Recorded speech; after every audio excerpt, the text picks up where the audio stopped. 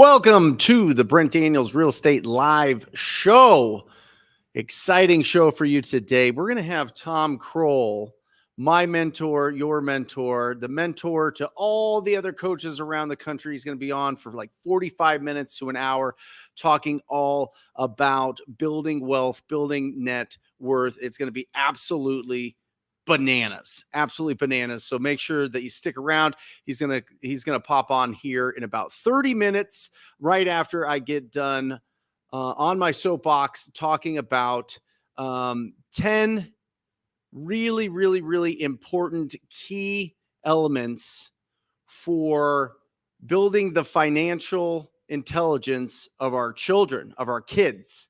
And listen, I'm certainly no expert on everything, certainly not an expert on everything to do with children, but these are the things that I have pulled from the people that I've surrounded myself with, some of the rooms that I've been fortunate enough to be in, and from my own experience having conversations with my own kids, well, specifically one of my kids, about financial literacy and really understanding what money is and why money's around and how important it is in our lives. Now, remember, money isn't the most important thing in our life, but it affects all the things that are.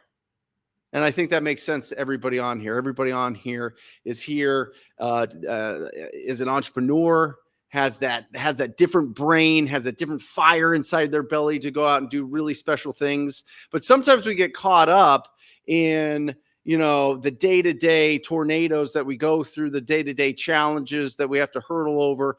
And we don't really take the time to pour into our children because maybe, they're off and running. They're not really interested. It's not really on their radar. But I think it's important for these 10 items of what to teach your children, or what the rich teach their children, to think about. This is up to you whether you implement it or not, but I think it's important to at least recognize that it's there, and you can use it as a tool if you feel like it's a good fit. All right.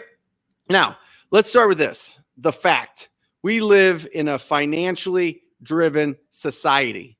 Okay. And this isn't just the American society of go out and take charge and put your boots on and go out and earn as much as you possibly can. This has been going on forever. I did some a little bit of research, right? It all started with bartering, right? I have some wheat. You make some sandals. I'm going to trade you some of my wheat for some sandals. Now my feet feel great and your belly is full, right? This is how it started going. But then, how much wheat is equal to a pair of sandals, right? We don't know. What's the exchange rate for these type of things? So listen to this. In 1200 BC, they started trading shells and beads around the world. It just started exploding. This is 3,200 years ago. We have been a financially driven society for 3,200 years. Yet there's no financial education in the school system. There's nothing that talks about income sheets and income statements and balance sheets and all these things. Isn't that bananas? Wonder why that is. I wonder if we're supposed to be in a certain sort of box, certain row that we're supposed to fit into so that everything keeps running in society, but not us, right? We're breaking out of that. We don't want to be average. We want to do something extraordinary. But the fact is, this has been going on for 3,200 years. 3,200 years. Then listen to this. In 600 BC, Turkey, they started making coins. They started making coins, and each coin had a little different face on it, a little different design on it, and that would signify different values, right? But then there's people naturally that were going out there and they were building up all these coins, and it started getting heavy, right? Started getting too heavy. And so they started giving out paper receipts. You would put your money in with somebody that had a bunch of big, strong people with pointy weapons that would keep people from taking all of your coins. And they would give you a receipt, and you can use that receipt to go and buy other things. That is the history of money. That's the history of money. It's been going on forever. It's our responsibility to teach our children. All right, so let's hop into this. Boom. We're going to start here. Matt, let's get it to there. Perfect. Yep. All right. What's our number one most valuable asset? This is number one. Everybody in the chat, participate here. What is our most valuable asset? Put it in the chat here. Most valuable asset is not bananas. Did I do that? Oh, you did that. It is not. It is time, right? Time is the most valuable asset. We all know that. That's nothing new. But the fact is, when you speak to children about time, they don't really understand it because they're young. But the fact is, if you look at the average, you get 73 summers. You get 73 summers. The average lifespan is 73 years. We never know. And the reason I bring that up first as to what the rich teach their kids is because of the next point. But it's really important to understand that we only have this limited resource. And I think that I really like this here. Let me add this here. Time is often considered to be the most valuable asset because it's irreplaceable and can't be earned back once it's gone. Here's some reason why time is so valuable. This is just a Google search, guys. It's irreversible. Once time passes, it's gone forever, unlike money, which can be earned back. Time cannot be replaced. Opportunity cost. Every choice we make means giving up the chance to use our time for something else. Happiness. Research suggests that people who value time over money are happier. Productivity. Wasting time can lead to reduced productivity, missed deadlines, and increased stress. Regret. As time passes, the burden of regret and guilt may grow heavier. Jim Rohn, incredible Jim Rohn, read, 15 of his books, says time is our most valuable asset. Yet we tend to waste it, kill it, and spend it rather than invest it. So that's all nice. But let's break it down into this part here. All right. This is what I mean by time. This is why I think that this is so critical. All right. Thank you. Thank you, Luis. Thank you, Abdul, for participating in there and not saying bananas like Matt, but actual time. That's awesome. Right here, guys, if you're not familiar with this is the cash flow quadrant. Okay. You've got employee here, right? You've got self-employed here. You've got business owner here, and you've got investor here. Okay. Now listen, Tim Cook, the CEO of Apple, is an employee. He's an employee. This is where your income comes from, by the way. That's what it means by cash flow quadrant. Where does your income come from? Does it come from being a business owner? Does it come from your investments? Does it come from your W-2, or does it come from a 1099? All right. But the fact is, if you look at this, guys, employee is a job, self-employed, specialized skill, business owner is systems, and the investor is assets. All right. So when you look at that, you've got Tim Cook, you've got specialized skill, LeBron, right? He's a 1099. He's a specialized skill. Doctors, attorneys, airplane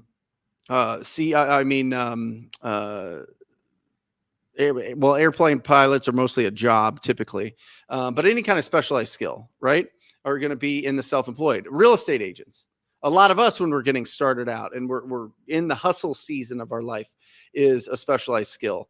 You've got business owners like Alex Hormozy. You've got investors like Warren Buffett. But look at this. This is the important part here. All right. Read this right here. Detach time from income. Well, wait a second. They said that the people that focus more on their time than on money are happier. But you can only do that if you're on the B&I side. So why wouldn't we do everything we can to teach our kids to be on the B&I side? Now, they might want to be on a specialized skill. That's fine. They might want to be a doctor or an attorney. They might want to be a superstar athlete. Maybe they want to be the CEO of a company. Maybe they want a job. Maybe they want to teach. Maybe they want to drive trucks. Maybe they want to be a firefighter, whatever it is, right?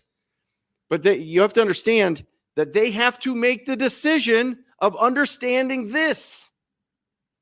Where do you have to spend the most time? Where can you detach your time from income? It's only on the right side of this. The other side, listen to this. This is crazy. Watch this. Look at Tim Cook's schedule. I looked up Tim Cook's schedule, daily schedule. He wakes up early, reads emails, works out, and works long hours. Okay, he wakes up early between 4 and 5 a.m. He reads emails.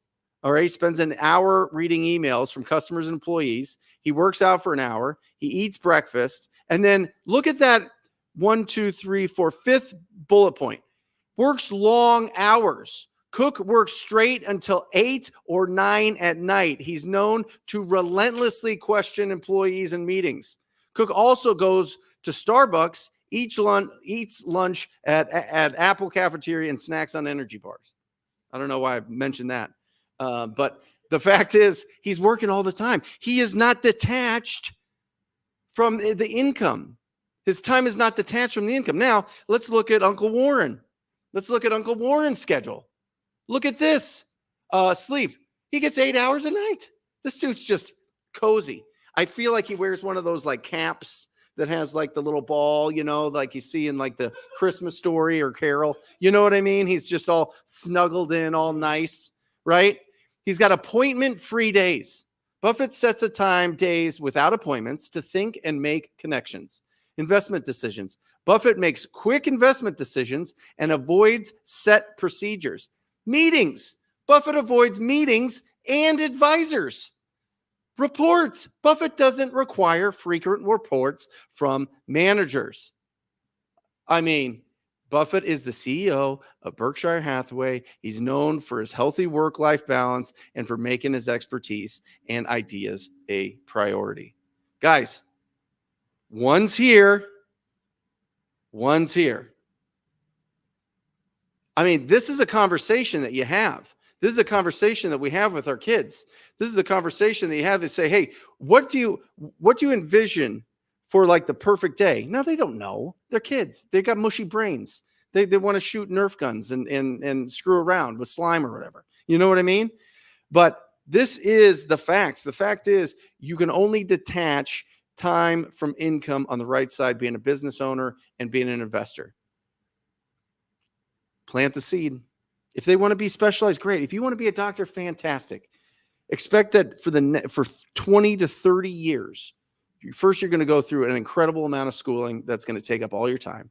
Then you're going to be on call for a long time. And then your schedule is going to be super congested for a really long time. Can you make a ton of income and then put it into assets so that you can detach time from money being on this side? Absolutely. Absolutely.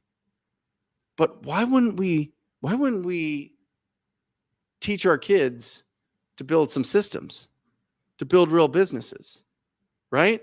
Why wouldn't we teach them to maybe understand what an asset is? Awesome. Let's move on. Next, this was shocking to me. Number 3 is your financial thermostat is established from the time you're born to the time you're 12 years old. Oh man, I had drawn a thermostat, but I erased it because it looked inappropriate. It was like a thermometer, and I'm just not a great artist. But the fact is, from the time what we talk about around our kids, from the time they're born to the time that they're 12, establishes their financial thermostat. This is the Achilles heel of unbelievably talented people, right? If you think $100,000 is a lot of money, 200,000, whatever it is, truly, like when you actually get it, not like, oh no, I think $1 billion, I'm going to be a billionaire. I'm God's favorite billionaire, right? I see that all over Instagram. God's favorite billionaire. It's like, what? You know what I mean? It's like this whole, like, I get it. You're doing the whole secret, manifest these things, that type of stuff. But when that money actually gets into your account, how do you react? Does it make you feel all crazy? And you're like, oh my gosh, I gotta, spend this. I don't deserve this. This is way more money than anybody in my family's ever made before. This crushes these young people that get millions of dollars for whatever, whether they're a singer, whether they're a movie star, whether they are an athlete, whether they create a really unbelievable business, whatever it is. Your financial thermostat is what allows you to feel comfortable making massive amounts of income. And then what you do with it and whether or not you feel you deserve it. That's what financial thermostat means. And most of the time, if we grow up poor, we grow up middle class, and we're not around the wealthy and the really rich that talk about things and educate their children on what they're making and how they make it and all of those things, it's very difficult to break that. You literally have to surround yourself with people doing way more than you to pull your thermostat up. Self-sabotage is ridiculous as an entrepreneur. Self-sabotage is that sneaky little snake. I don't know why I'm doing it with claws. A sneaky snake that's coming up and it's just slithering silently to bite you as soon as you get that big 10K check, 20K check, 50K check. Then all of a sudden, ego gets inflated because our financial thermostat is down. And then we got to keep pumping up our ego, and that starts screwing everything up. All right. So just watch the financial thermostat, have conversations about money, have conversations about financial literacy, have conversations about the income statement and balance sheet. All right. And that leads me to this. Show them the money. I just did this last night with Bo. So I have 2 children.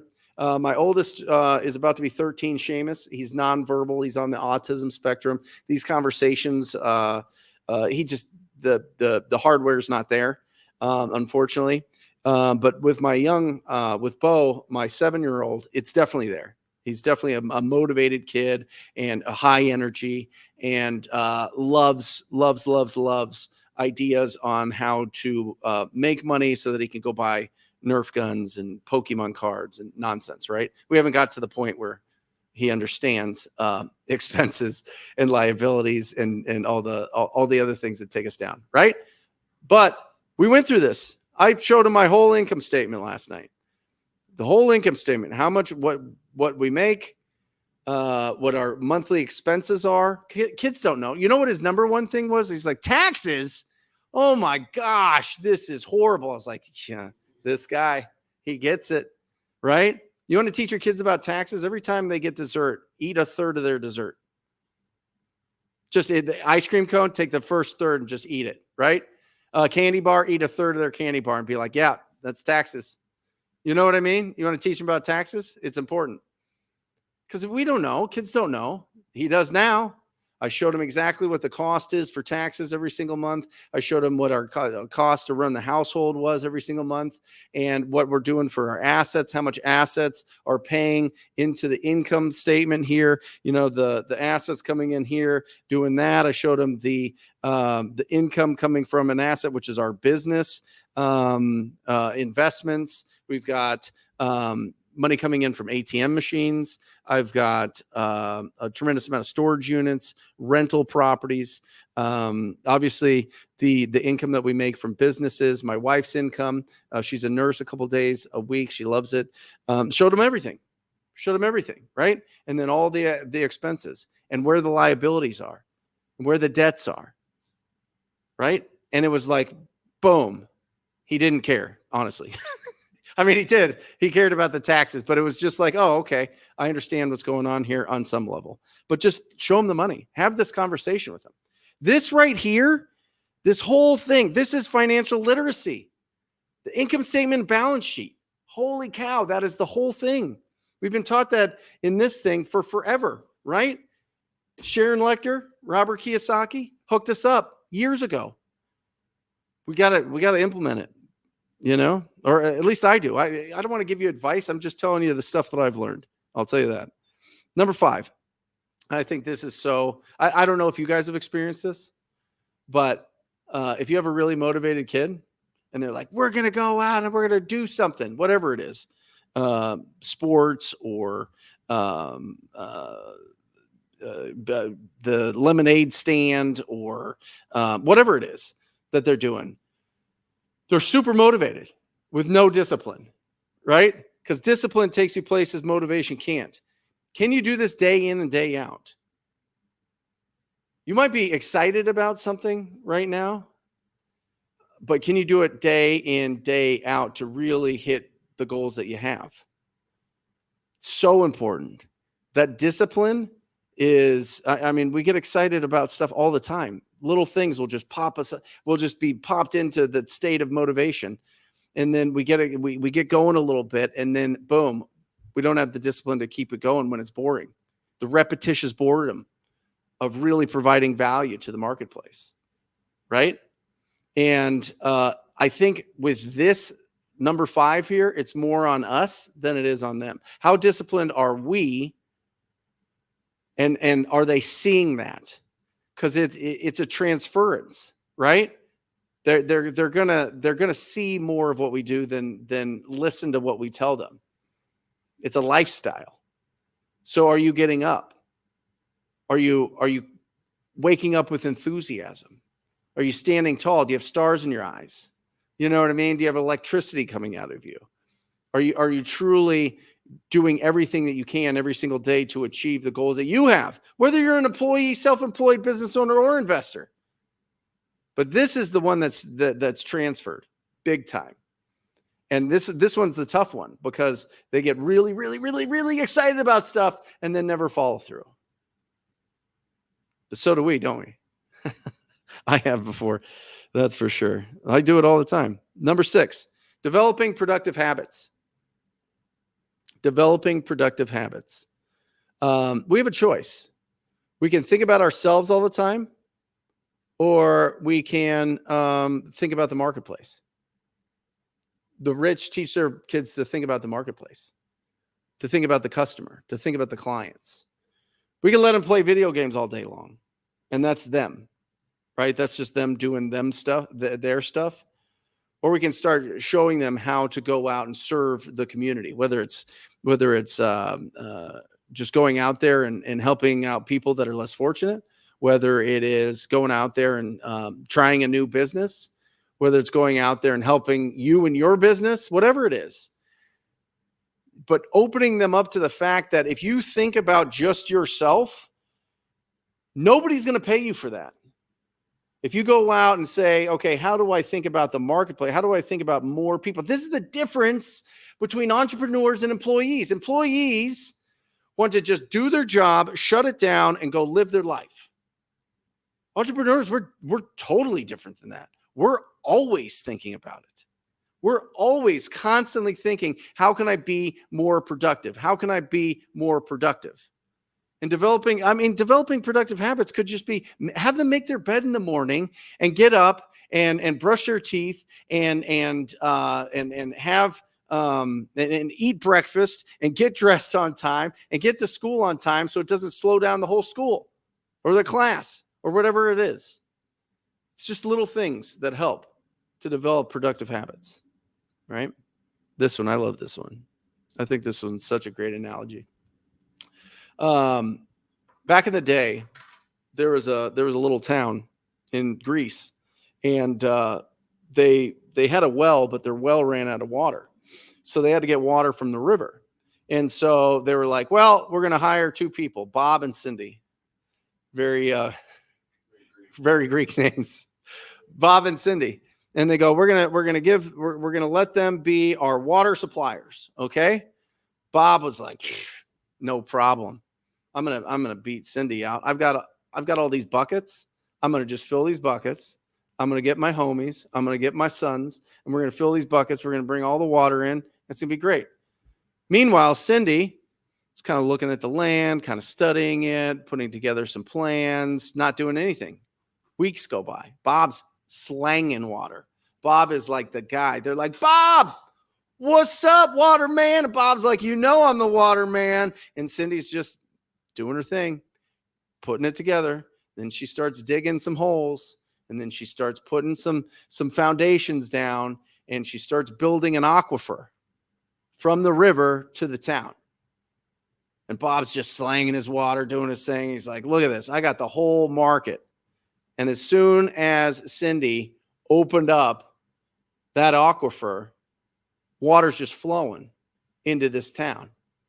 Bob's like, "Oh my gosh, she's bringing so much water. I need to double up my efforts. I need to get more people and more buckets, and I need to be able. I'm the water guy. What am I going to do if I'm not the water guy?" And Cindy's just like, "Hey, I just thought that it would be a lot easier if we just, made a system here that could, serve more people faster. And soon enough, Bob was not the water guy. Cindy was the water gal. And all of a sudden, all the other towns were like, hey, Cindy, can you help us get some water to our town? So Cindy's out there just building aquifers, just building the systems everywhere she goes, just raking it in. Everybody's paying a little bit for all this water, right? And it goes back to The Go-Giver, right? It goes back to this incredible book. The more people you serve, the more income you make, right? You can go out there and you can put in the hard work and you can carry all the buckets and you could do all that. But if you build a system that's going to do it for you, you can serve more people, right? And that's been the history of mankind. The history of mankind has been all about how do we build systems to make this more efficient, right? Cryptocurrency is a system, right? Digital currency is a system. These things that we're thinking about. So when we're educating our children, we're pointing them in and guiding them, right? I believe that we shouldn't clone ourselves and our children. We should shepherd them, based on what their what they want to do, what their interests are. That's something that was taught to me by my dad. Whether that's right or wrong, I don't know. But it's if we're shepherding them and they're looking at, oh yeah, I'm going to just go and I'm going to mow lawns, right? And I'm going to just do it myself the whole time and just mow lawns. Well, why don't you create a system that has other people mowing those lawns, right?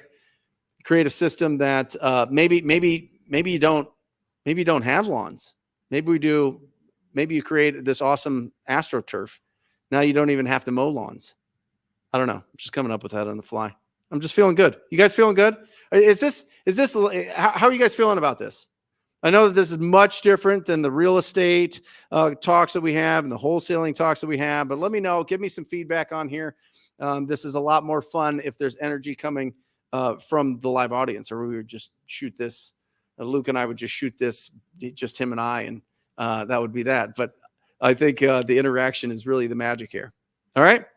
Next, number 8. We got 2 more guys. We got 3 more, and then we got the incredible Tom Kroll. He is sitting in his office, ready to absolutely blow your face off in your mind. All right. Number 8. No one owes you anything. And I think Tom will speak to this, but he has this great saying that if at 35 years old, 40 years old, 50 years old, or whatever, your kids are just waiting for you to die so that they can inherit stuff, you have a problem, right? You have a problem. And that's really the toughest part, is entitlement versus achievement, right? Entitlement versus achievement. When you're growing up, and you're let me put it this way. When you're out there, you guys building incredible businesses, making incredible income, your kids are going to see it. They're going to want everything. How do you set the rules in place so that they're not entitled, so that they feel like they can achieve things? In our house, not a tremendous amount of chores, because I don't do chores. I mean, I clean up around the house, but we have a house cleaner, we have a landscaper, we have all those things, a handyman. We've got all that stuff at our house. And so I'm not going to be like, oh, you need to vacuum the floor. You know what I mean? Like, I don't want them to learn that skill. It's nice. It's a good discipline, but I don't give Bo money to buy Nerf guns or the Pokemon cards. He gets $3 every book he reads. So he wants that Nerf gun. He's pounding through like 12, 15 books. I give him $3 for that. I give him $3 to have him sit down with me. I give him $3 to listen to my balance sheet and income statement thing last night. And look at this. Right after, boom, Target. Nerf gun. You know what I mean? But he had to earn that. It wasn't just like, hey, I'm going to just go buy you a Nerf gun, or I'm going to go buy you these Pokemon cards. I'm going to buy you a new bicycle or whatever else. right? Video games, whatever he's into. Robux, whatever the hell Robux are. I don't even understand what Robux are. Dad, can I get some Robux? Yeah, go read some books. And he has to read them to me. That's how you get Robux. I don't know what they're for. But entitlement versus achievement. You guys get it. Next. There's the look rich and then there's the actual rich, right? The look rich get their money and then they buy nice stuff. The actually rich get their income, buy assets, and then buy nice stuff. That's the difference. There's a spot there that understands this, guys. It understands that when you are buying assets and building systems, you get to detach time from income. Tattoo it on your brain. You get to detach all that. But it takes that discipline that we talked about, not motivation. It takes the discipline to be able to do this part. This is the hardest part. Saving up, having delayed gratification, having patience, and buying assets. That's the difference. So don't just look rich and put everything on credit cards and go get a loan for a car that's going to totally put you underwater, or a house that's way too big, or all these things that are just, well, I got to show everybody on social media that I'm successful. Nobody cares. We're all going to die. And a couple hundred years from here, nobody's going to know. Nobody's going to know me. Nobody's going to know you. Nobody cares. If you can give me the name of your great grandmother, I would be absolutely shocked. Put it in the chat. But really? Oh, he's messing with me. I would be shocked. These are people that literally, if they didn't exist, you don't exist. Nobody cares, by the way. You're that high school girl that rejected you doesn't care. That high school guy that broke up with you doesn't care. They don't care. They're living their lives. They might be in entertainment to look at you and see some stuff, but nobody cares. Stop impressing people that don't care about your life. Don't care about anything. They care about themselves. They're barely getting by. They're doing their own thing. And then certainly don't do a comparison thing with the people like that. No freaking way. And the last one, guys, before the incredible Tom Kroll comes into our lives and spends some time with us, I think that this I learned straight from him. Earners are learners, leaders are readers. Earners are learners, leaders are readers. I don't know a single unbelievable entrepreneur, especially in real estate, that doesn't have a mentor, a coach, a teacher. I don't know a single one that doesn't read.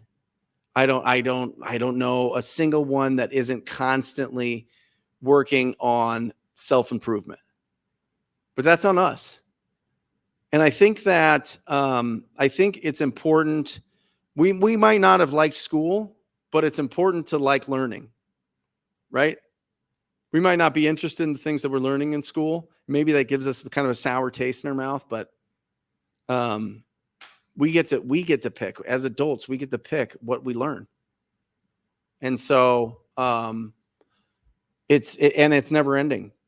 I mean, you look at you read any autobiography or biography of anybody that's wildly successful, and they're always have a mentor, always learning, always have teachers, always have people that have come before them, because they want to cut to the front of the line. They want to not go through and pay the stupid tax and be naive and be ignorant to certain concepts. They want to learn it right now. And so that insatiable need to learn is so critical. Earners are learners, leaders are readers. Boom. I love you guys. This is a lot of fun. This show is a lot of fun to prepare for. The show is a lot of fun to, really think about and dive deep into it. A lot of the real estate stuff, a lot of the wholesaling or flipping or owning portfolio stuff is just stuff that I do every single day, right? And so it's real easy to just communicate that. But this really, to put into words the feelings that I have about these things from what I've learned personally and what I've been taught by the people that I've surrounded myself, has been really, really awesome. So thank you for participating in it. I'm not even close to anywhere on the level of Tom Kroll, but I will, before I introduce him, guys, remember that money is just a receipt of value. Just like this receipt from Target, money is just a receipt of value. The more value you provide, the more income you receive. And that's passive and that's active. And so think about that. How many receipts do you want this week? How many receipts do you want to show your kids this week?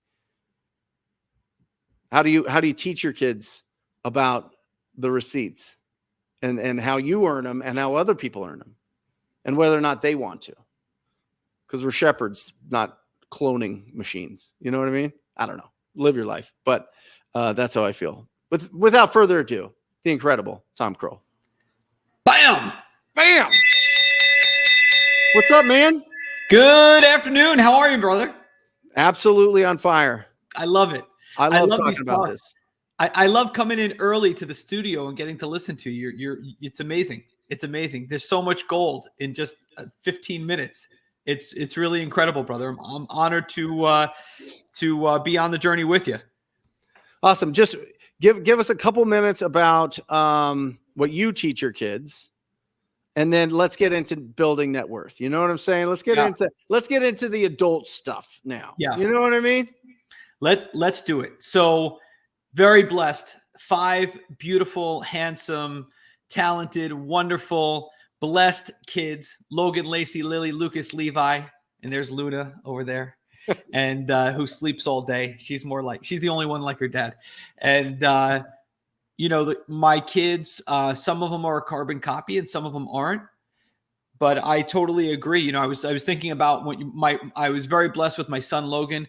We just went to his white coat ceremony for medical school. He got a full ride to University of Florida or for FSU, and then he went to UF for medical school, and he's doing phenomenally well. Nothing like me at all. Complete, total 180-degree difference.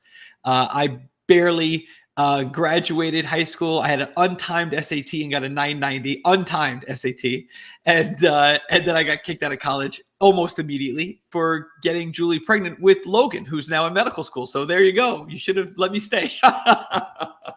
But I think the thing with the kids is you just got to, thinking back, I was listening to what you were saying and thinking back, if you really think about it, brother, right? The people that you would never trade places with, right? Let's think about, because now we're older, right? Let's think about who are the people that you would never want to trade places with right now, and think about who they were when they were kids. And I've got a little wake-up call for everybody. You know who it is? It's the kids who were spoiled. Mm-hmm. Think about the kids growing up. I'm not going to name any names, but my brother Todd Tolbeck and I, we're stepbrothers, so we have different last names. We grew up with some kids, and specifically, there were some kids that were spoiled. They got everything. The parents were high earners, just gave the kids everything they wanted. They would drive around on their brand new bikes and scooters and make everybody jealous, and had the best gaming system and the latest bike and the latest this and the latest that.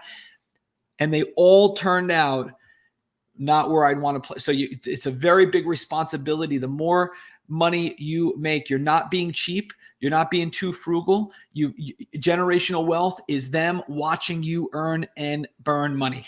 It's not how much you have.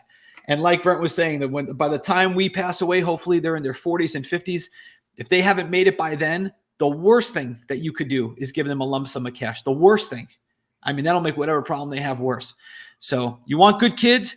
Take them to a garage sale this Saturday. Have them negotiate the price of a toy and then have them resell it for more money on eBay. That's how you have generational wealth. It's character, it's content, it's capability. Can they have an awkward conversation? Can they stand up for themselves?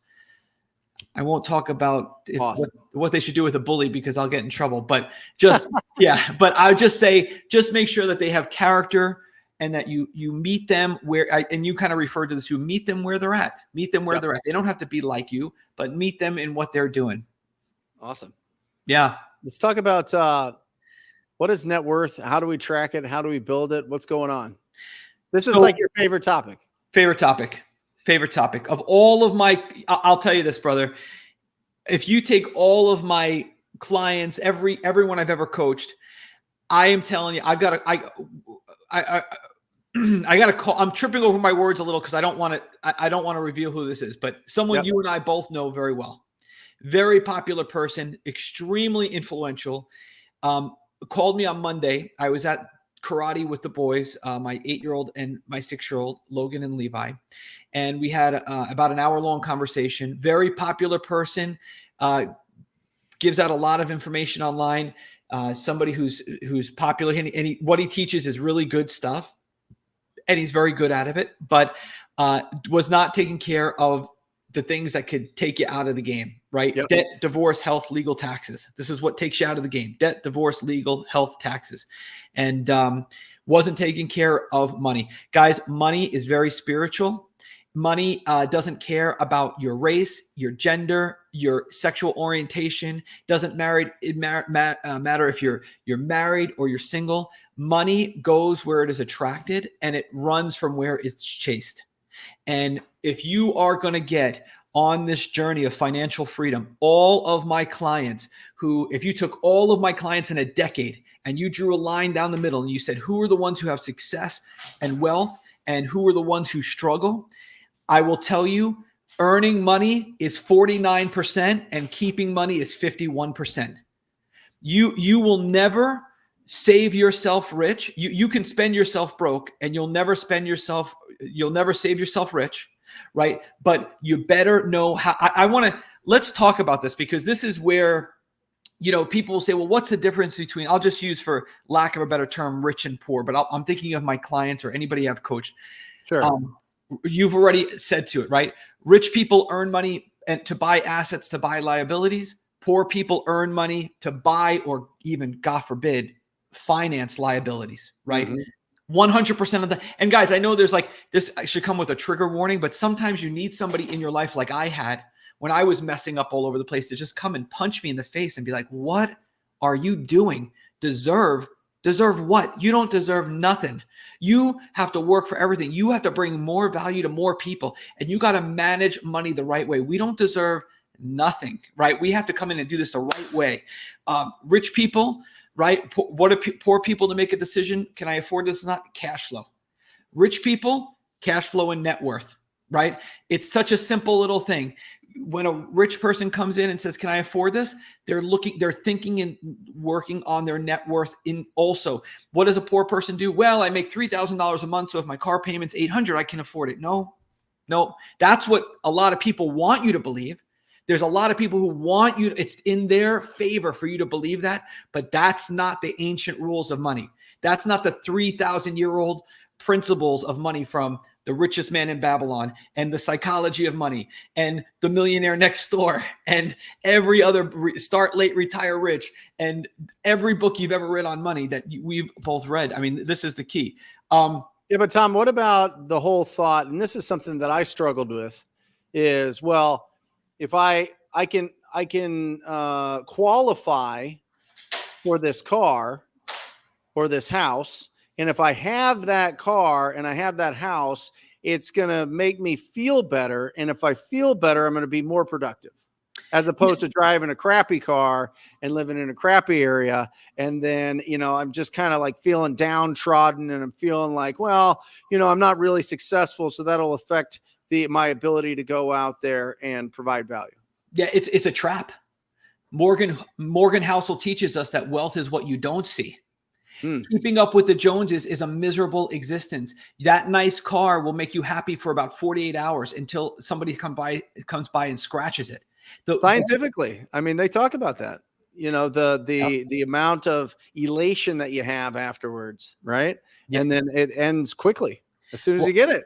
100%. You have to find.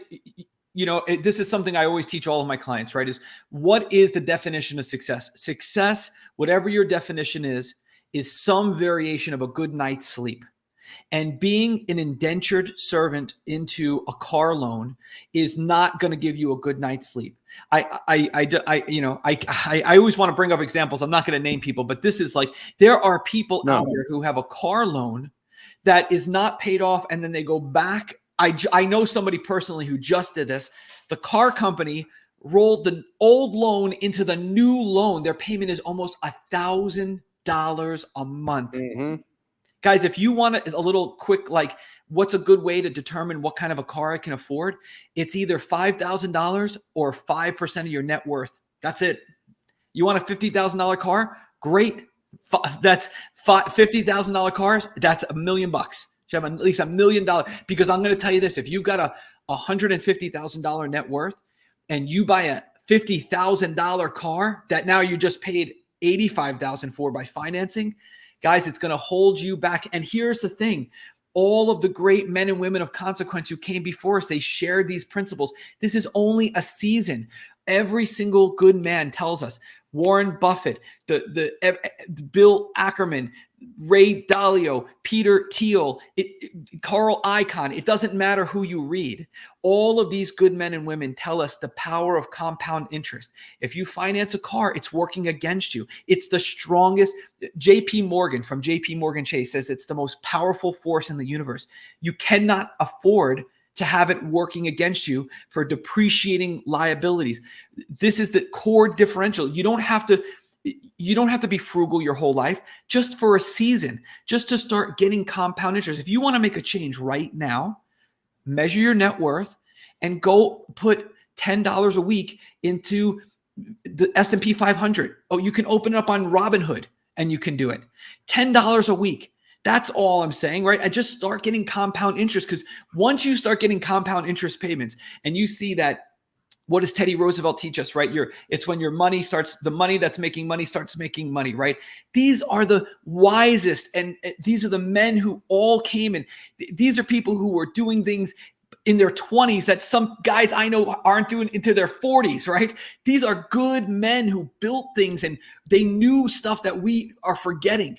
Don't fall into this trickery of a credit score and qualifying and all this other stuff. And yeah, you gotta, one thing I'll say to you too is that one thing I notice is that I notice this between the difference between poor and rich is poor people, they buy and sell, right? Buy and sell, buy and sell, buy and sell. Rich people buy and hold, or they buy and trade up. I guarantee, I'm going to say something super controversial, so everyone put on your trigger warning here. Okay, here, when you're older, and you can confirm this with your grandparents if they're still alive, when you're older, I guarantee you your largest financial losses are going to come from sold assets. I guarantee it. Your largest financial losses will come from assets that you sold when you were younger.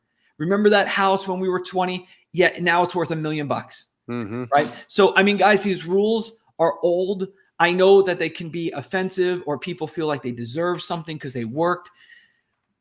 And let's, here's another point, right? The rich invest, the poor save. I remember when Robert Kiyosaki told me this himself. He said, savers are losers. And I was like, oh man, that's kind of like a jerk thing to say. Yep. Robert Kiyosaki is 100% right. 100. And Robert Kiyosaki is talking to your point of mentorship, right? I used to go out and I would go to Robert's book study in Arizona, where you live. And I remember, he was the one who told me to buy gold, and I was buying gold, $1,200 an ounce. And people were saying, gold's not a good investment. And Robert would tell me, gold isn't an investment. It's a hedge against the dollar. And now it's $2,600, almost $2,700. So I'm very glad that I had the right mentorship when I was younger. And I just hope to point that out to other people. But yeah, this idea of measuring net worth, it's just a starting point, and it's something you should do with your spouse or significant other. Find out where you're at, start measuring your net worth, come up with a net worth goal, and then just pound the pavement. Be radical and outrageous. This is where I don't agree with a lot of stuff that Dave Ramsey says, right? But I'll tell you this, that gazelle-like, radical, focused, all of your time, energy, focus, revenue, attention, energy, all into just increasing that net worth by either paying off debt or increasing your index funds and real estate and gold and silver and Bitcoin and all of that. You are so powerful. And if you're listening to this and you're like, oh, poor me, and you might be a professional pity party thrower. And I get it, right? Because I was there. Everybody has a ton of reasons why you can be, you could throw awesome pity parties. And I used to throw the best pity parties, right? But I just want to say this to you, like, you can do this. I have been coaching people for over a decade. And in my entire career, I have never once, not one time, come across an entrepreneurial people who had a fear of failure. What they really have a fear of is their success. And I know that sounds like maybe too philosophical, but I am telling you, success is scary. It puts you out there. It makes you a target. So, you know, you're gonna get attention. People are gonna want to make an example of you. You're going to attract haters. I am telling you guys, if this is something that you're like, hey, you can't figure out, you keep hitting a ceiling and keep falling backwards, you have to know you are powerful, you're strong, you're made in his image, you can do this. Don't fear. You gotta use your talents. That's what a company is. All a company is a group's collective talents that are collaborating to love God's other children. And that's you're getting compensated. That's when Brent was saying this before. What he was talking about is there's an arrow in front of you. The arrow that's pointed in front of you is the amateur. This whole I do what you love and you're not going to work a day in your life. No. You do what the market loves. And in that good work, you will find things that you love. And money, you won't even be concerned with money, because money is not, you're not chasing money. Money is just a symptom. Comes from a condition. This is easy stuff. How do we determine our net worth? Yeah. Such a good question. It's super controversial. I'm going to get a ton of hate for this, but I don't care. I'm 45 years old. Doesn't matter to me. So here's what I tell you. So here's how you measure your net worth. I'll keep it simple. I'll go to 50,000 feet and then we'll dive into the details. First of all, if you were to sell everything you own right now, how much would you get for it if you had to sell it in 30 days? Which means be conservative, right? If you have a house, if you have a rental, if you have a note on a piece of land, 70% of it, right? If you have a house, remember, you're gonna have to pay an agent or a broker or whatever, right? You're gonna have tax. So whatever it is, if you sold it right now, how much would you get for it? On the other column, it's what do you owe? And if you paid it off right now, how much would you have to pay off? That differential is your net worth. Now, there's a few caveats in that, right? The first caveat, which everyone disagrees with me, except for my mentors who have $100 million plus, $100 million plus, what do you call it? Is net worth? Yeah, net worth, which is a little bit different. So your primary home, one thing that Robert taught me is that your house is not an asset. Well, your house is not a liability either, right? So here's what I would say. Your primary home, 50% of its value should be on your net worth sheet. Your primary home is worth $200,000, write down $100,000. If you have a $200,000 house and your mortgage is $190,000, you're negative $90,000. The reason is because your primary home is a shelter fee. It's not an asset or a liability. If you sell it, you're going to have to move somewhere. And that's what that money is going to be used for. Also, it teaches us there's some ancient wisdom in there. And the ancient rules are the best rules. And that ancient wisdom is you don't leverage your house to make more money. This idea of like, look, if you want to take out a little bit and you're really in a spot, I understand it. But you don't take out a full line of credit against your personal home. I know somebody, Brent, and I'll talk to you offline about that, we both know, who just did something like this and who is having a major, major problem right now.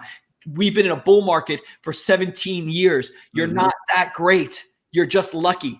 And if you think there's no such thing of luck and I make my own luck, yeah, right. Just the fact that you were born in this country makes you lucky. You don't make the fact that you were born. Just the fact that you were born. Yes. 400 trillion to 1. That's the odds. I can't stand this. You make your own luck, but there's some things in life that are just absolutely pure luck. So I fell asleep on 95 about 10 years ago. It was luck that nothing happened. I woke back up and I had to pull over. So, just pure luck, right? So sometimes you're luck or blessed. But I think that the idea is everyone thinks they're Superman because we've been in a super forgiving market for 17 years. And that's when it happens. It doesn't happen when we're coming out of it. It happens right before we go into it. And then people start to break basic rules, like they start taking good money and putting it in to save bad deals that'll never be saved. Yep. Yeah. Guys, take a moment and participate by just giving us something that is hitting your brain, something that's sticking out, something that maybe you wrote down, something that Tom said that just hit you and you're like, wow, I've never thought of it that way. Put it in the chat just so that everybody can start interacting and really participating in what Tom's saying, because the more that there's something magical when you put pen to paper, there's something magical when you type something out. There's something magical when you're not just passive and you're active in your education. So put in some, and maybe it's just love for Tom. Put it in the chat as well. But I want to know what is working here. And when we know what's working here, that also helps us to know what kind of teaching that we should be doing here. So awesome. So Tom, net worth is basically all the stuff. If you're to sell everything over the debt, you minus the debt, and then that's what your net worth is. Yeah. And if you're below zero, don't be scared. A lot of people, Brent, they don't look at it because they don't want to look at it. It's much easier to go through life thinking you're rich than knowing you're broke. And that's one of the ways you get in trouble. But if you want to strengthen your marriage, do this, write it somewhere in your master bedroom or your master bathroom with you and your spouse or your significant other. Write it down, work towards it, and you'll be amazed. And we're not even talking about a plan on how to hit it. But we can go into it, but if you want to crush it, yeah, here's some ways to crush it. If you want to crush your net worth, first of all, know what it is. Number two, what do you mean know what it is? Know what it is. Number two, write it down. If it's not written down, it doesn't exist, right? You mean know where you're at now? You need to know where you're at if you're going to know where you're going. So you got to write it down. You got to know what it is. You got to pick a goal, a reasonable goal that you can, then you got to be radical about hitting it. And here's what has worked. I'm going to say this with a disclosure. I'm not a financial advisor. This is just what I do personally. But if you listen to me, you can go totally broke, right? So here's what I'm going to tell you I do for Julie and I.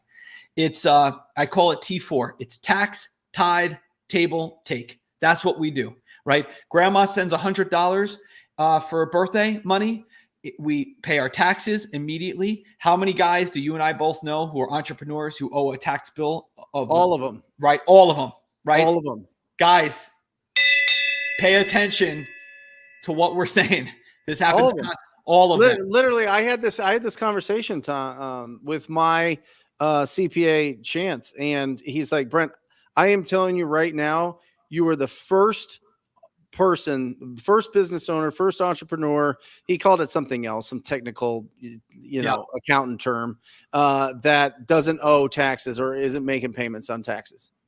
Brother, I said, what do you mean? I said, you were referred to me by like my friends that are, you know what I mean? Like everybody uses you, like you're the guy. And he's like, you were the first one. I was like, this is crazy. This is crazy. Yeah. And that's real. It's 100% real. And I love these guys who go out and they teach new people. They say, well, if I wait to pay my taxes, I can make an extra 3%. No, don't do that. Don't do that. So yeah, that's number one is you pay your taxes. Yep. Number two is you tithe. I don't really care if I get kicked back about Christianity. I'm a Christian. I don't preach it. I don't talk about it. I have all kinds of sins that I mess up on all the time. But here's what I'm going to tell you. Chapter 3, verse 8 of Malachi, last chapter in the Old Testament. If you're not tithing, you're stealing. The money doesn't belong to you. There's a super clear promise on Malachi 3:8. Whether you're offended by that or not, I can't say anything about it. But I definitely would suggest tithing. And if you are a Christian and you're thinking about it, go for it. Next is table. It used to be 10% and live off the rest. It's now probably 15%, but you got everything. I don't care if grandma sends $100. This is generational wealth. How you manage this money is generational wealth, not how you're earning it, right? Or not as much, or not, I should say what you're leaving, not what you're leaving. It's how you're managing it. Your kids are hyper spenders and they have no impulse control. All of this stuff doesn't matter. They're just waiting for you to die. So this is generational wealth right here. Table it means live off of less than you earn. Take that 15%, hopefully more. And here's what we do with it. It's very, very, very simple. This is what I do with it. So you guys do what you want to do. Mm-hmm. It's called 50, 20, 25, 5. 50% goes into real estate. 20% goes into an index fund for compound interest. I like VTI. Some other people like the S&P 500. I like VTI. It's a whole index from Vanguard. 20% goes into cash because Morgan Housel from The Psychology of Money teaches me that as an entrepreneur, when I have cash, cash keeps me in the game. That's why I like cash, right?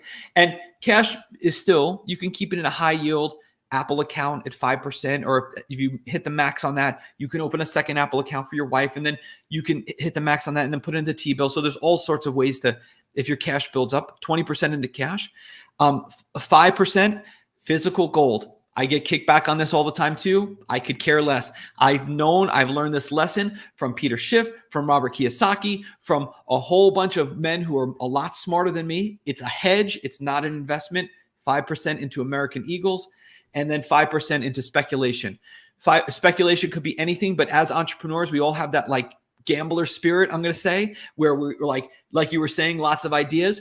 5% into that, Bitcoin, Ethereum, a crazy hard money loan that I have almost no chance of making back, individual stocks. But the 5% is the one where it's high risk, high return. That's what I'm looking for, right? If I lose it, I lose it. It's 5%. Who cares? But if it does great, like Bitcoin did, it's like, oh man, 5% is a significant number, right? So 20, 50, 20, 25, 5. It works for Julie and I. Whatever you're saving, and then the rest is the take. That's what you live on. So it's tax, tide, table, take. It's a super easy plan, and that will help explode your net worth. And a little trick is to start if you're really serious about this adventure, 2 things. Start it. Go out to a Denny's or an IHOP or a Waffle House. Go get a cup of coffee, leave the biggest possible tip you can, hand it to the waitress, walk out. Don't post it on social media. Don't do anything silly like that. Keep it between you and yourself, and that's it. And then the second thing, so start this with generosity. The understanding it's not your money is the first step towards financial freedom. And if you're a good steward, you'll be put in charge of more. So start with charity. And then and the second thing is, just be radical about your net worth and make sure you're reading 8 pages a day, every single day. That's it. Read every single day, 8 pages a day, no matter what. It's like going to the gym, and you got to just do it. And for me, that's my gym, is you got to read those 8 pages a day. Right now I'm reading this. Actually, have you read this one? Dare to Lead by Brene Brown? No. Bro, my goodness. I'll send you some pictures of yeah. Every page is a highlight, but I'm actually going to replace one of my 21 books for entrepreneurs. I'm going to replace one of them with this book. It's so good. I'm reading it for the second time. Yeah. Tom, where can people get that list of your 21 books? Coaching Inc, coachinginc.com/21 books. Awesome. And reading and writing. Bro, look at this. Forward by Tom Kroll. I love it. What book is that? Mark Lane's book, which is a great book. Everybody should read it. Awesome. Yeah. So reading and writing. Jordan Peterson, right? The number one form of thinking is writing. Well, listen, your Facebook is the best. I mean, everything you write there is unbelievable. It just cuts right through all the nonsense. I heard this quote, and I absolutely love this, Tom, because you're not writing to promote, you're writing to educate, right? Which I always prefer with the teachers that I follow, because there's a lot of people that are bull farmers that are raising bulls to sell bullshit. Right? Oh yeah. You know what I mean? Yeah, but that's that's okay, because I can teach stuff I don't know, because this athlete was coached by this coach who never played the game, and the athlete won the championship, right? So aren't I allowed to coach whatever I want to? Yep. I know, brother. I know. So Tom, I think the biggest struggle for me with net worth in the beginning was depressing. Yeah. Especially when you're in a lot of debt and you make some mistakes and you pay the stupid tax, or you owe, maybe you have some judgments, maybe you have past taxes, maybe you have student loans, maybe you have credit card debts, maybe you have, I don't know, all sorts of car and your mortgage is too high or whatever else. You know what I mean? Right. How do you start feeling comfortable about it? Or is it just something that you should feel uncomfortable for a while and that motivates you to go and make more money and more income and provide more value? You know what I mean? I think because they don't face reality, they're okay with the comfort. I think, one thing I heard someone say once, which I think is the most true statement, is the number one predictor of success for an entrepreneur is their ability to handle pressure. And I think that is probably the most true statement I've ever heard as far as an entrepreneur goes. I think that it's easy to live in that facade, but it causes so much suffering. And when you're an entrepreneur, when you're suffering, you actually cause a lot of suffering in other people, not just your family and your community, but your clients. Yeah. I think you have to have the audacity to leave the safety of the farm, like Scott Alexander teaches us in Rhinoceros Success, and go out into the jungle and be a rhino and damn the torpedoes. You got to live in reality.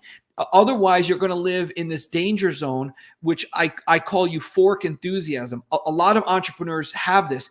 They're okay with spending money and buying an $8,000 conference table and doing this and doing all these silly things and leasing an expensive car because they're not liars. They're just so euphoric and optimistic that it's almost like anything And I think you just got to, and this honestly is why you need a mentor, because let me tell you guys, a mentor is not going to let you get away with that. A good mentor is going to give you a report that says, hey, right over here, your bank balance and all this other stuff, you better get your life together quick, right? We all are 2 bad decisions away from the gutter. And all people who've lasted in this game have a healthy dose of paranoia. And this is essentially, to me, the core of a Stoic point of view. Marcus Aurelius and Epictetus and all these great men who came before us, don't go around quoting these men if you're not ready to at least measure your net worth. You're playing a game with yourself, and you're playing footsie under the table, you're wasting time, and you're creating a lot of vulnerabilities and dangers. And if you think it won't happen to you, like Brent just said, with the tax problem, it's more people than not who have that problem. So I think business is easy. Owners are complicated. Have a great mentor. Follow the old rules. Don't follow any of the new stuff. All the new stuff is garbage. There's nothing new under the sun. Everything has come before us. It's all been done before. Don't be creative with the old rules. Don't start reading The Secret or something. I don't know what whatever. What about, Tom? What about, should I be watching my expenses and looking for everything on a budget and penny pinching? Yeah. And trying to increase my income? Or should I just be focused on increasing my income and those things don't matter? Because that's always a conversation that we have in my house. Right. Where, Aaron and I have, it's like, yeah, we can decrease our lifestyle or we can increase our value to the world. You know what I mean? You could do both. And the net worth would increase. I mean, we don't get into debts and we don't do that type of thing. And we pay our taxes, and we understand that in this country, in the whole world, you have a business partner, and that is the IRS. That is whoever the tax man is in whatever country you live in. But what's your thoughts there? Because I think that's really interesting, because I want an incredible lifestyle. I just want my assets to pay for it. Well, right. I mean, that's why you have these parameters. One thing I always teach all of my clients is this, right? You can spend yourself broke, but you ain't going to save yourself rich, right? So say that again. You can spend yourself broke, but you're not going to save yourself rich. Awesome. And the problem is, one is a scarcity mindset and one is an abundance mindset. The thing that I can share with you guys is this. I said before, and this is what it means, is when you understand it's not your money, it is the beginning of financial freedom. We are only the managers, the temporary managers of money. So for some reason, we have a tendency, when we have this realization, to treat it better. If it's my money, I don't really care if I've got 15 app subscriptions on my iPhone. I can afford it, whatever.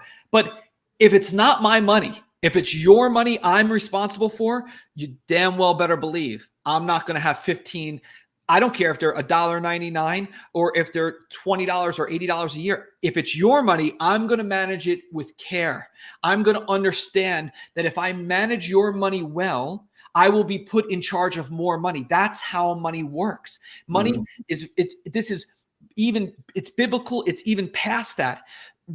when you are a good steward of money, you are put in charge of more money. So the number one thing I would encourage you guys to do about this conversation on whether or not I should spend or save or cut back, disconnect yourself from the cash. It's not yours. It does not belong to you. You are only a steward of it for a season. And then, like you said before, Brent, then we die, right? Yep. And no one's going to, you said a couple hundred years, brother. Let me tell you, I was being generous. Yeah. It's probably more like 40. Right? It's 40 years. And then even by then, even if one or two people remember you, even their memory has nothing really to do with you. It has to do with them, right? It doesn't bring you back to life, right? So I think that the reality is the beginning of financial freedom is understanding it's not your money. Mm-hmm. Be a good steward of money. Treat it like it's God's money or the universe's money.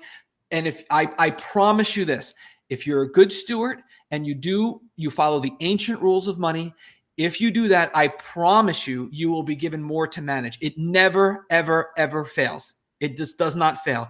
The people who run out of money are always, I've never seen somebody run out of money who wasn't breaking the rules. It happens 100% of the time, not 99. I can predict it. I can meet a new client and this just happened. This happened a year and a half ago. I met a new client. He came in loaded with cash, going 1,000 miles an hour right into a brick wall. And he said something to me I'll never forget. He said, "Oh, well, I'm young and I'm hungry, and if I do this, I'll just start over again." Yeah, right. And he smacked that brick wall. So I just think that all the time. I have that conversation all the time. Yeah, Tom. It's really interesting. It's like, well, yeah, I'll find some other way, or I'll find I'm going to take this risk now, no risk, no reward type of thing. And it's like, yeah, but that risk, that's not a risk. You're just throwing away your money. You know what I mean? And I think it's because of this. I think it's the financial thermostat. I think it's because we get nice, large amounts of money wired into our bank account that we've never had. Our brain freaks out, it breaks, and it goes one of two ways. We either go, holy cow, I got to be a steward of this thing, or for the most, and that's like 5%, 3 to 5% of the entrepreneurs that I know, right. Or we go the other way. That is, wow, I got to spend this on marketing. I got to spend this on hiring VAs. I got to spend this on bringing on new people. I got to spend this on whatever. I got to go buy that big truck because it's a tax write-off. Brother, I literally now at this point, I feel bad, but I can tell you, when you guys get good at this, you become prophetic, you become clairvoyant, you see it before it happens 100% of the time. And I totally agree. This happens from birth to 12. It happened to me, and then it lasted into my late 20s. And I can tell you that it's a generational curse that you gotta break. You gotta have courage in this arena. You gotta know how powerful you are, and then you gotta embrace it. And then you just gotta never sacrifice success for wealth.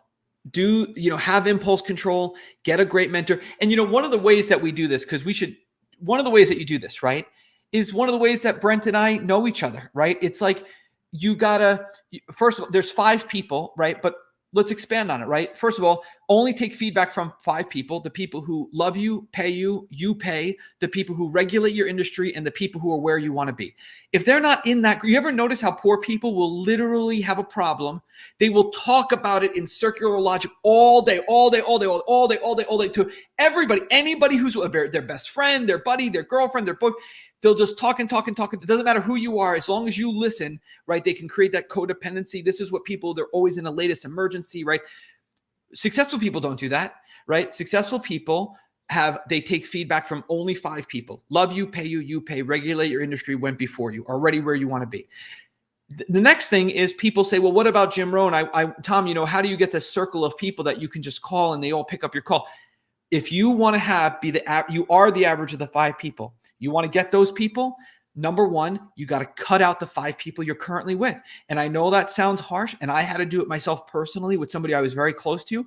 But those people, if you think you could spend time with someone who's doing the wrong thing, and you know who they are, right? Constantly all day sending you the wrong stuff on your text, or constantly joking around in a wrong way, or constantly just doing the things that in your belly are not right. You cannot spend time and be one way and be a certain type of person in front of those people and then turn around and go to people who have a $50 million net worth and be a different cat in front of them. It doesn't work. So if you think you can spend time with those 5 people, and it doesn't rub off on you, that's like going swimming and saying you're not going to get wet. Yeah, right.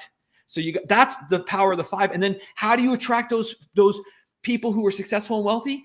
Reciprocity. Read Robert Cialdini, the book Influence. Read Never Eat Alone. Those people are waiting for you. They're waiting. They want your young, hungry energy so they can, pour all of their knowledge and wisdom into you. They don't sit up on an ivory tower. They're out in your church, in your synagogue, in your mosque. They want to spend time with you. If you're eager to do the right thing, that's how you can turn this whole thing around. And if you're at rock bottom, it's the strongest of foundations.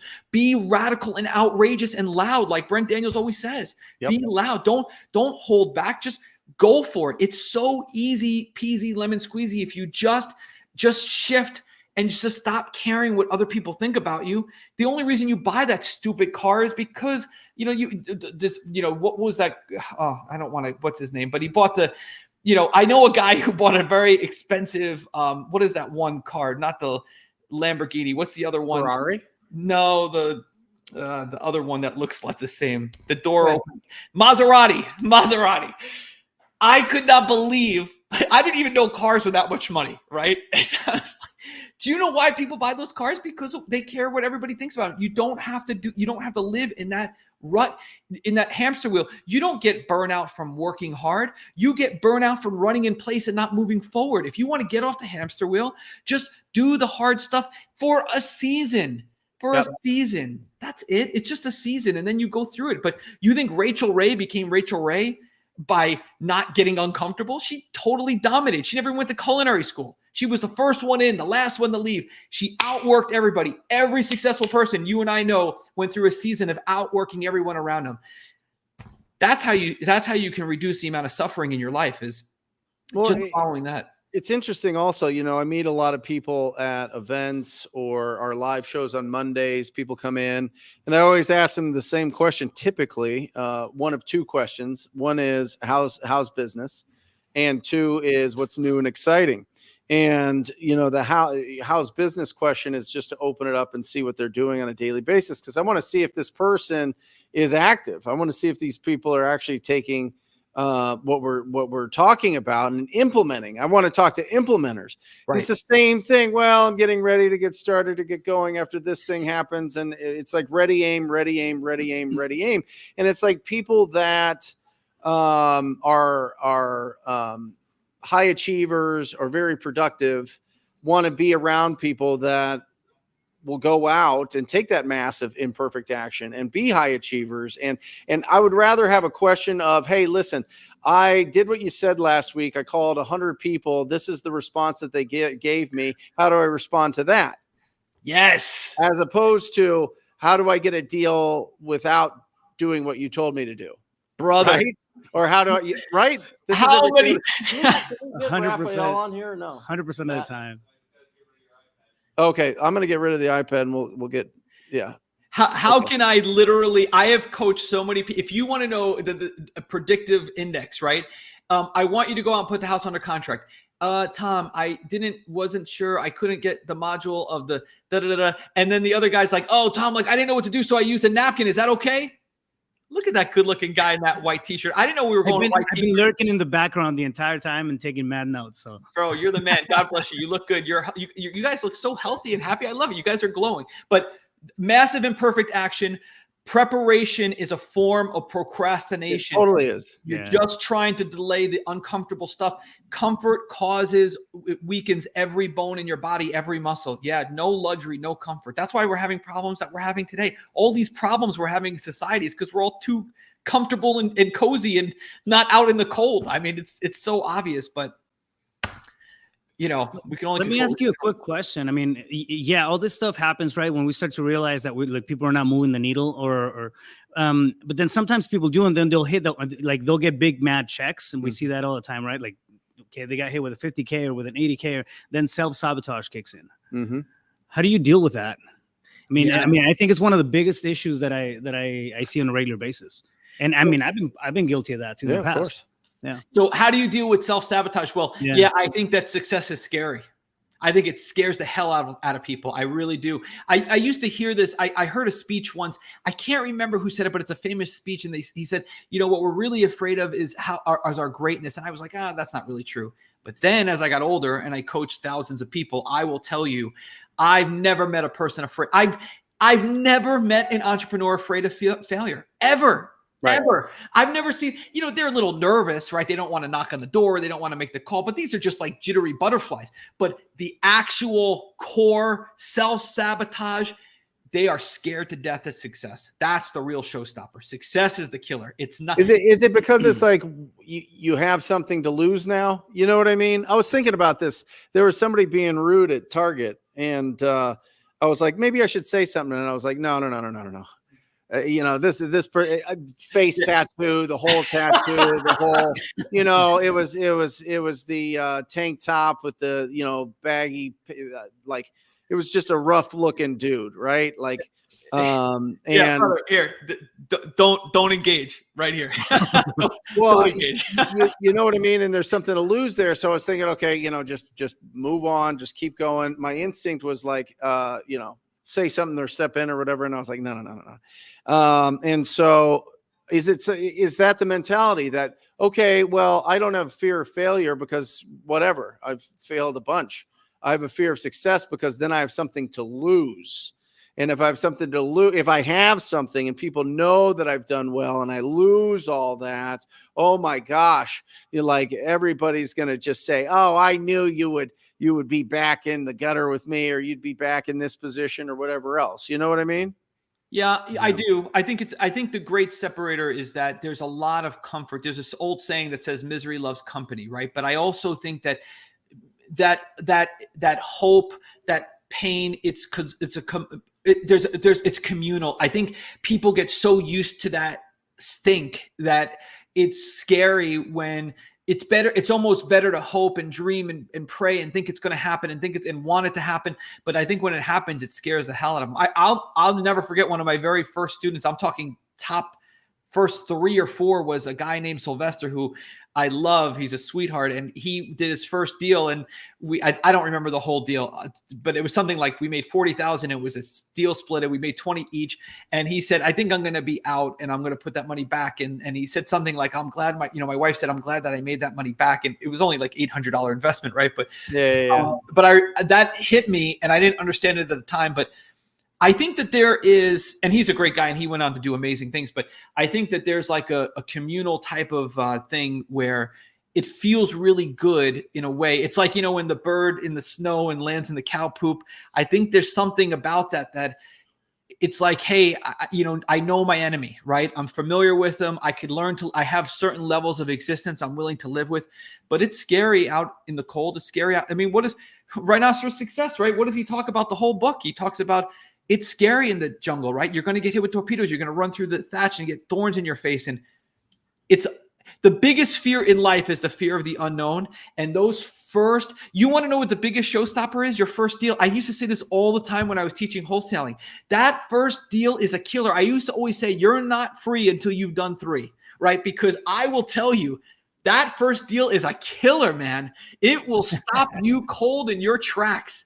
Like, I cannot tell you how many times they'll do one and they're like, oh, I got away with it.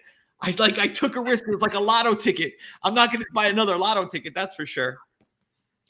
That's how I felt the first wholesale deal, because I was so used to being a traditional real estate agent that once I did an assignment fee, I was like, oh, it's surreal, man. What is this?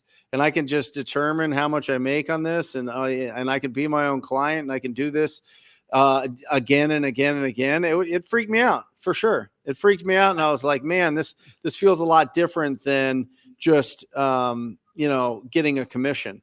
And it does. I mean, it affects you. And then you're right. After the third one, I was like, what am I? I'll never be a real estate agent again. Right? Broken. I don't know about you, but I was waiting for that call from Title telling me that they made a mistake. Right. Like, oh, can you send us back the funds? I mean, that was my thought on the first closing of the that deal. You feel when you're like, is it going to close? They messed up. Is it going to close? When am I going to get the call? When is it going to happen? Is it going to fall apart at the 23rd hour? The whole thing. Yeah. I had to follow the buyer home from the title company because I This is forgot. great. Tell that story. The first deal, husband dies. She brings me and an agent in at the same time.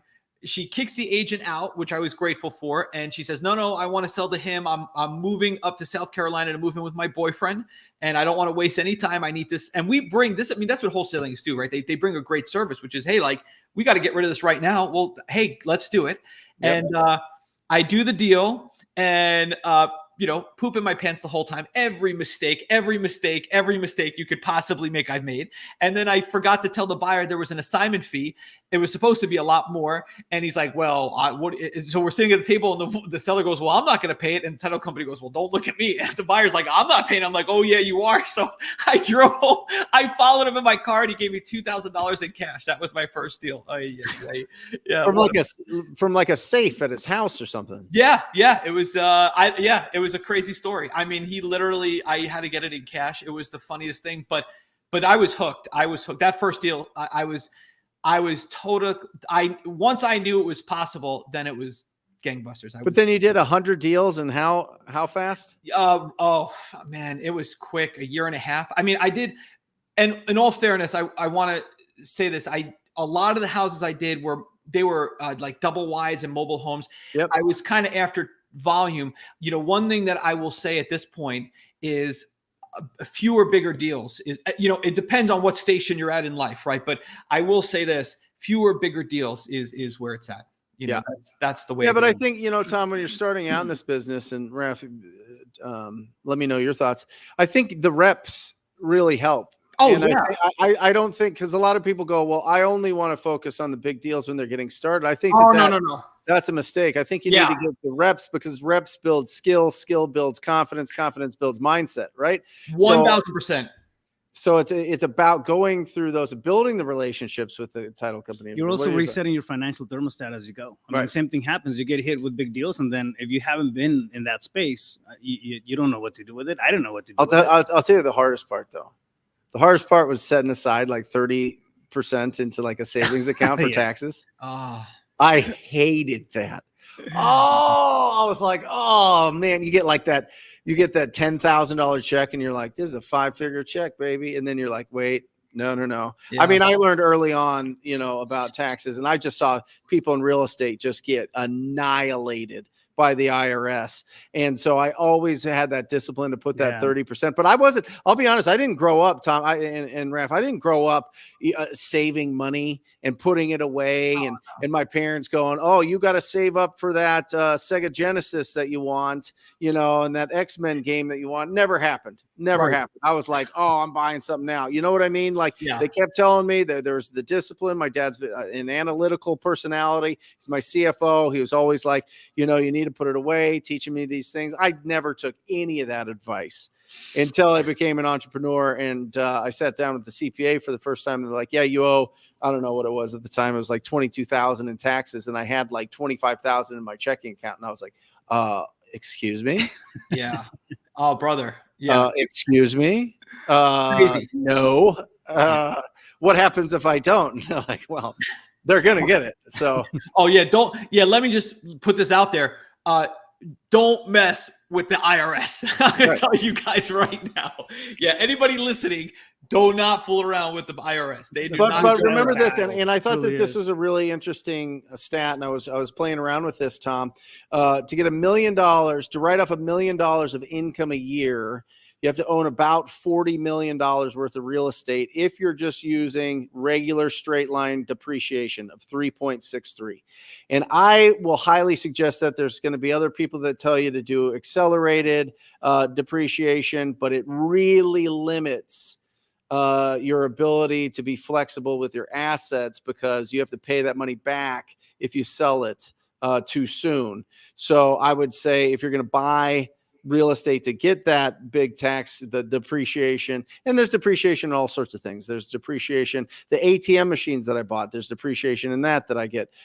There's equipment that you can invest in that people use that you can write off. There's cars that you can write off, on some level, as long as it's not a liability and you're maybe renting those cars out to people through Turo or something. But $40 million for straight line depreciation to write off $1 million Writing that down. in your taxes each year.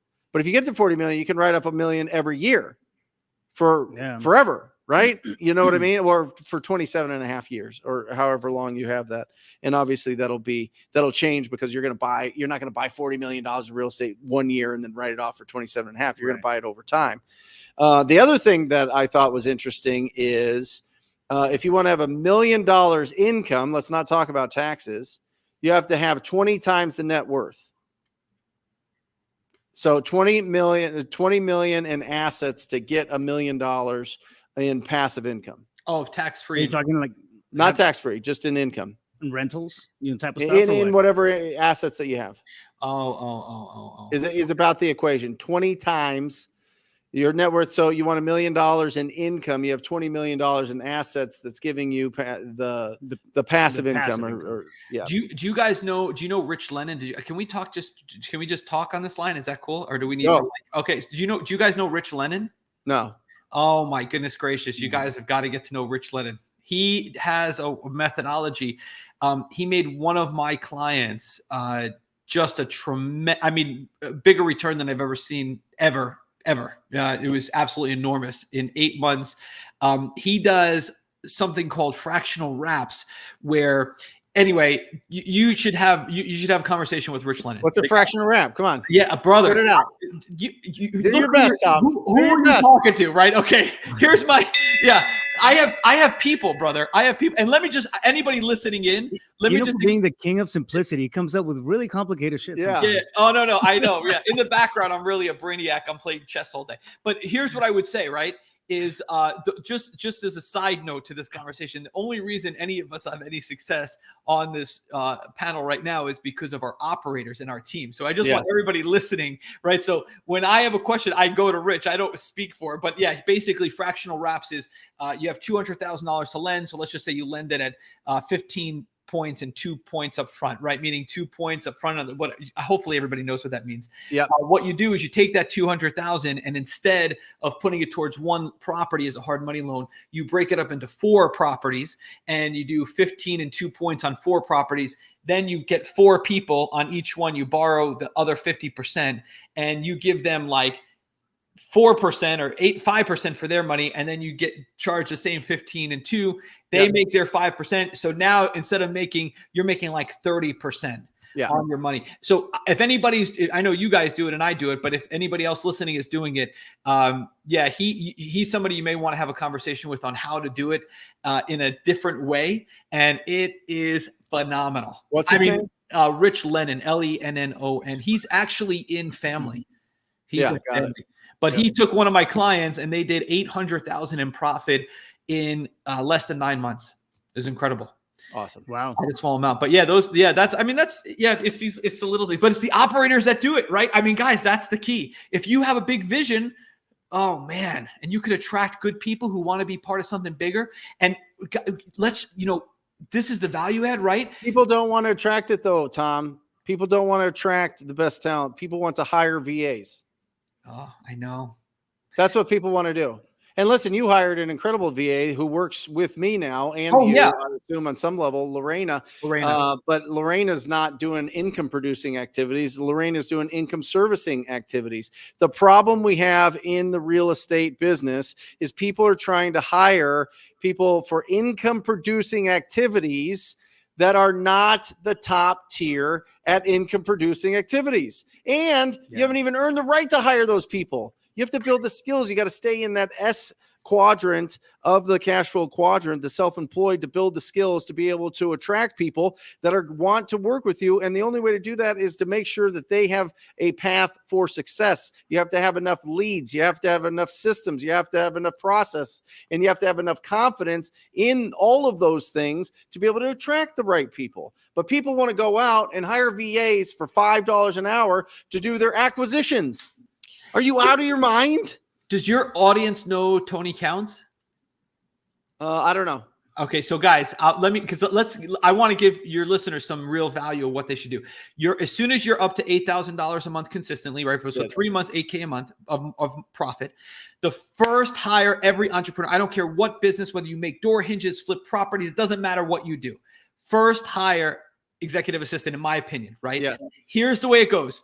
Local, must, like all of your employees, must already be working. If you want to work for me, you got to get a job, right?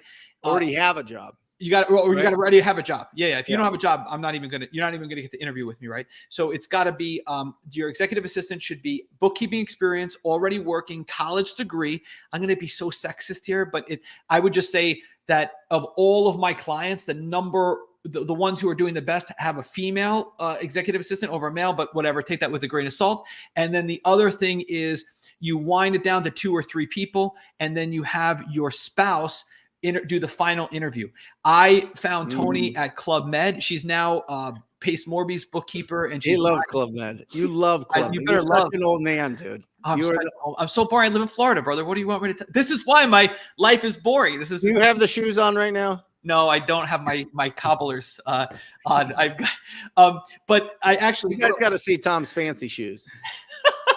They're handmade. They're handmade on my handmade Posturpedic. They're while I'm wearing them, the guy comes and makes them. But so Tony is Pace Morby's bookkeeper. When he came down on our hunting trip, he met her and he fell in love with her. But she's my comptroller. She is the best, and she's local. And guys, I will tell you, like, if you want to make a change right now, if you don't have a team, or if you have some wishy-washy whatever, get a local assistant. Have somebody who's your right-hand man who can give you more time. The executive assistant has one position, which is to give you more time to generate revenue. That's it. So they take everything off your plate. And here's the thing with your first 3 hires. Your first 90 days of the trial period, day 91 to 120, your top line revenue must go up $15,000 per month. I don't care what the reason is. Your first 3 hires, let me be crystal clear. Executive assistant, marketing person, salesperson, depending on your industry, that can change, right? But your first 3 hires, your top line revenue must go up a bare minimum of $15,000 per month by the 4th month. That's how you know you were ready for a hire, you made the right hire, whether it's your fault, their fault, doesn't matter. But if it didn't, they're the wrong person.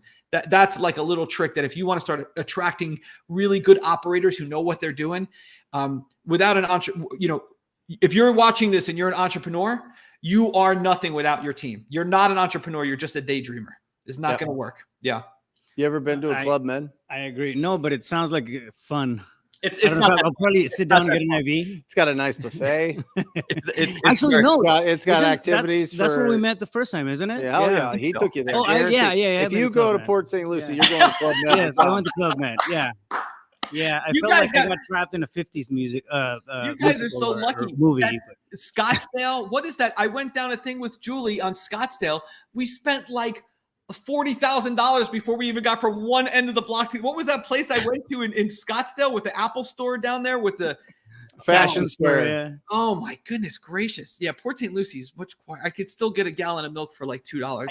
I'll stay. I can tell you the buffet was bomb. It was a good buffet. There you go. It was a fantastic buffet. We don't have a lot of options up here, guys. That's this is Florida. Yes. No, you're good. Okay. Guys, this is awesome. Thanks, Tom. Thanks for spending an hour with us here. Absolutely incredible. I get a tremendous amount every time that you talk, Tom, and I know that the audience gets a tremendous amount. Guys, follow Tom on Facebook. He's putting out 2 or 3 incredible posts that's going to keep you super motivated and super focused and give you the real, the real inside the mind of a successful entrepreneur. And I think that's rare, right? So, thanks, Tom. You're amazing. Love you guys. Thank you, brother. Love you. Raphael, thank you for the intro to Hulk Hogan, brother. I appreciate that. I owe you one. That was awesome. The book Conspiracy with Hulk Hogan's story. Amazing. You're the man. I never forget that. I appreciate you. I love you. Love you guys. Bye. I went and grabbed them. We had a Hulk Hogan coming into the family mastermind, and I was backstage. Yeah. And I was like, oh no, I got to bring Tom in. So I went and looked for Tom and just grabbed him by the shoulder. He was talking, having a conversation, brought him in backstage, and then the next is history. We spent like 40 minutes with Hulk Hogan. Awesome. We're going to wrap up the show. I want 10 minutes from you, Raph, on what you're teaching your kids Tell everybody how many kids you have and what are you teaching them about money? Oh, dude. So 3 kids, 13, 17, and 23. So my daughter, she's already got her career. She bought a house. So she's very established. She's very, very metered, right? Like she's very stable kind of person. But I've always, one of the things that I started doing with them, I've never been one to just, okay, give. I do spoil them, sometimes and whatnot. My wife thinks maybe I do it a little too much. Yeah. But I have them. I've always been a part of that, school of merit, right? Like if you earn something, then yeah, it's by all rights is yours. So merit has always been a big thing. Anything that they have or that they want, they know that they have to go through the process of earning it. How do you, but your financial thermostat from being born to 12, I mean, that was a rough time. Oh, dude, yeah. I mean, I don't even know if it was on even. You know what I mean? The thermostat. Yeah. It was, set at 0. Yeah, it was set really well. Okay, I come from a school of thought that, I was still like 19 years old, dude, when I remember thinking this. But okay, I make 30,000 a year. I'm solid, like gravy. And I mean, at that point, and I was making more than that. I was making around 60 because I was at the fire department. So at 20 years old, making around 60,000. But I was living a kind of like a free life, quote unquote, right? And doing my thing, going out on the weekends. I didn't really have a lot of responsibilities. Yeah. So it was enough money for a 20-year-old kid. And I think that messed me up because I got into that pattern of thinking. It's like, oh, this is okay. Like making this amount of money a year, it's okay. And then you get hit with kids and oh, now I have a mortgage. Now I have, responsibilities. Like, oh shit, no, it's not enough. Right. And going through that battle of breaking through it is I mean, I think that was but your 0 Absolutely. to 12 is much different than your kids 0 to 12. Yeah. Yeah. I just had that conversation with Alejandro, my 17-year-old kid. And we were sitting down, and I can't remember how it came up, but we have really, really sound conversations. Guys, if you're not talking, if you're not leveling up with the kids, level up with your kids. They process and understand a lot more than we think. I mean, even if I sit down, I remember him when he was 9, 8 years old. I would just sit down and have flat out just grown people conversations, and like the answers would surprise me. I think a lot of the issues that come about are because lazy parenting is a big part of it in terms of acknowledging our kids and their talents, right? Giving them that respect and that space, right, in our lives. That's a tangent, but so I was having this conversation with Alejandro, right? It was like, dude, you do realize, right, that like my the way that I grew up and my think was way smaller than your think at this age, right?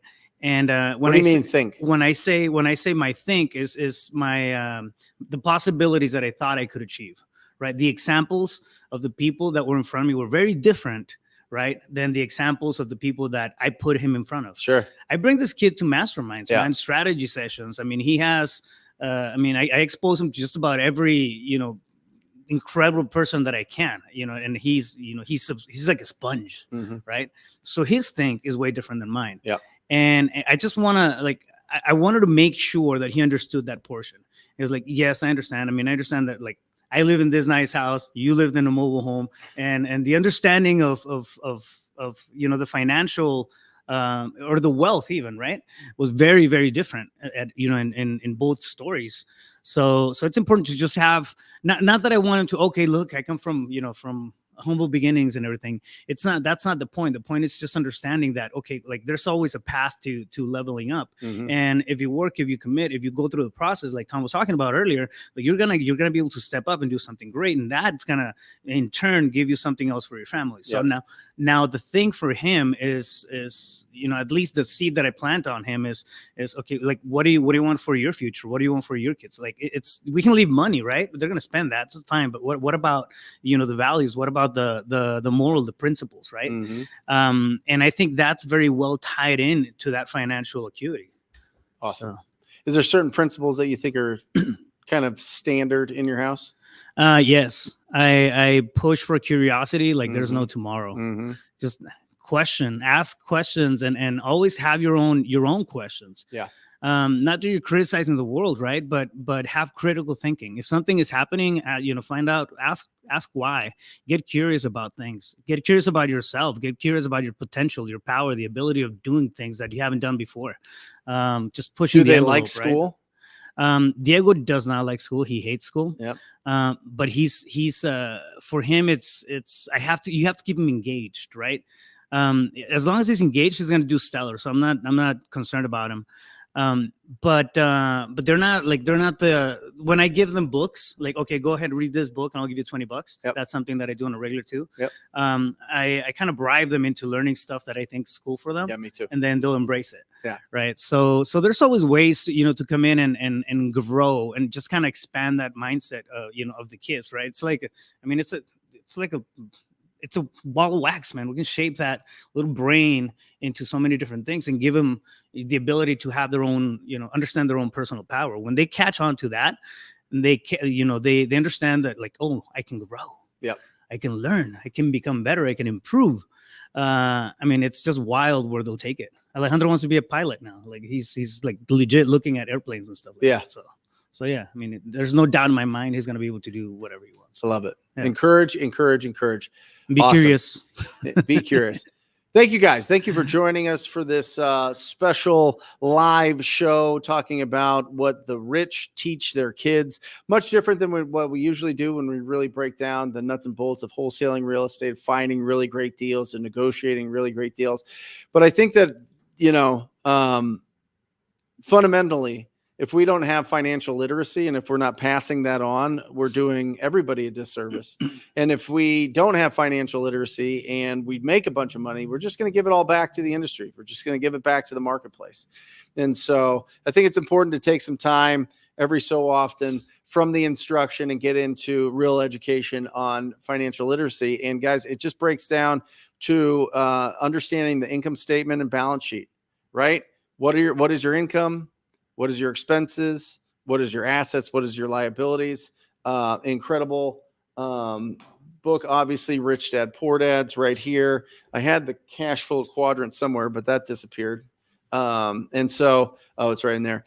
It's phenomenal, guys. Make sure that you're tapping into that. Make sure that you're reading all the time and make sure that you're leveling up the financial literacy. Do what you want, I should say.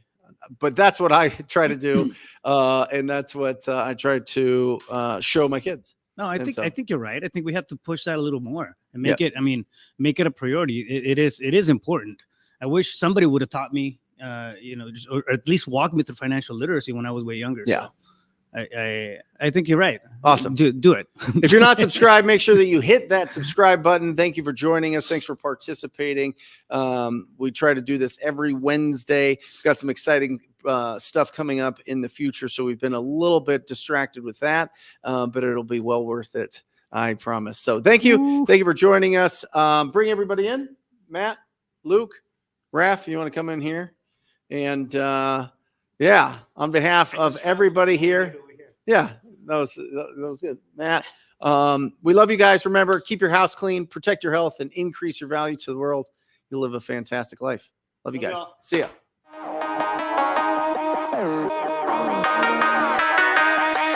Do it!